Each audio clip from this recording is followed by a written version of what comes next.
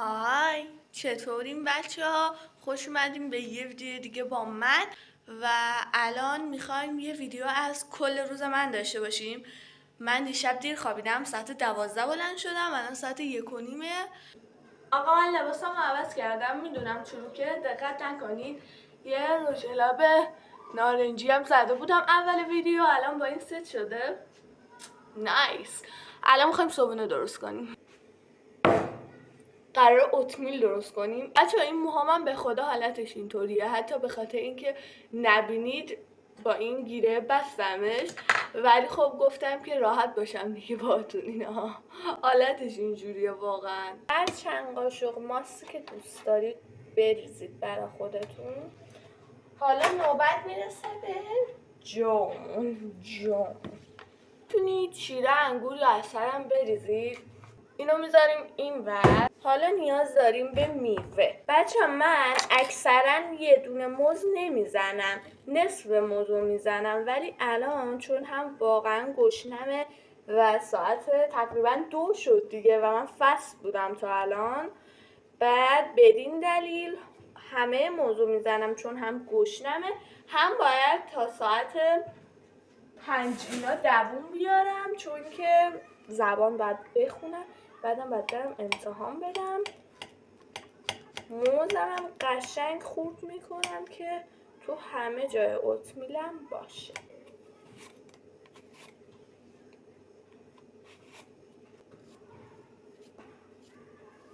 الان میریزم داخلشو، نوش جان میکنم و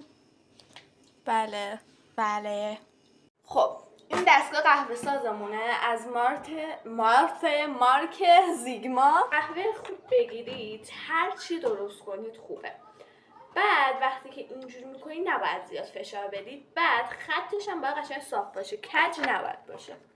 بچه‌ها این لیوان اسپرسو منه، خیلی خوشم میاد ازش، استارباکس، خیلی دوستش دارم. میذارم یه آبی ازش بیاد، اینو میذاریم داخل دیگه. من چون خود این اینجاست دیگه نمیشمارم چند ثانیه.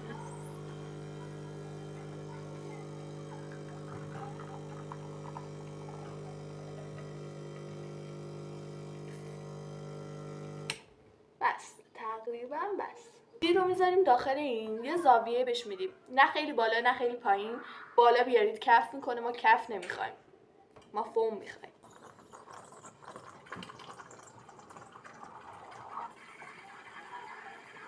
یه سوراخی داره، باید تا اونجا بیمونه. بس اسپرسومونو میریزیم، شیرمونو میریزیم،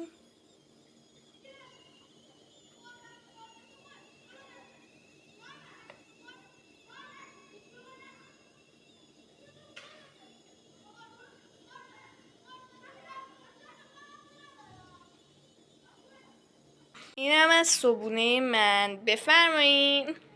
برای کودک درونم عینا خریدم، خوشم میاد، واقعا خوشم میاد. یکم اینا رو هم بزنیم میواش بره بیاد، ببینیم چی به چیه.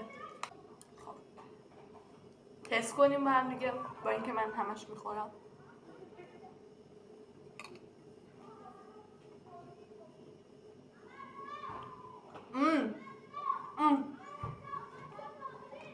عالیه.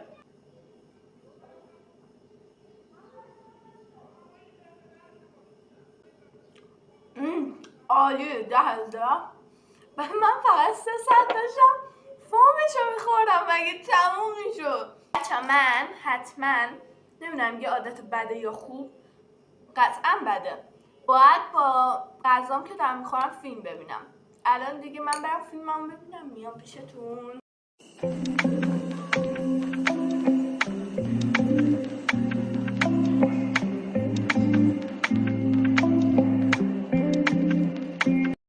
عجب سالادی شد. اینم از ناهارم که قرمه سبزی لایه کلم بود، خیلی خوب بود. بعد اینکه ناهارم خوردم یکم به پوستم رسیدم، روتین پوستی رو انجام دادم، کتاب خوندم و آب هویج خوردم. چیرز. قراره با مام بزرگم و بابام و آجیم و مامانم بریم بیرون غذا بخوریم. الان آمادم دارم میرم سر کوچه. اینم از شامم که اصلا سالم نبود اما خیلی چسبید و واقعا کیف داد. شب که اومدم خونه علاوه بر اینکه ژورنال نوشتم و کتاب خوندم، یه سری ویدیو یوتیوب که پوتک و اینا گذاشته بودن و هر کسی دیگه که گذاشته بود و دیدم و نکته برداری کردم و نوشتم. حدود 3 صبح تصمیم گرفتم بخوابم. یادم رفت بگم که سابسکرایب یادتون نره و زودی میبینمتون. فعلا بای.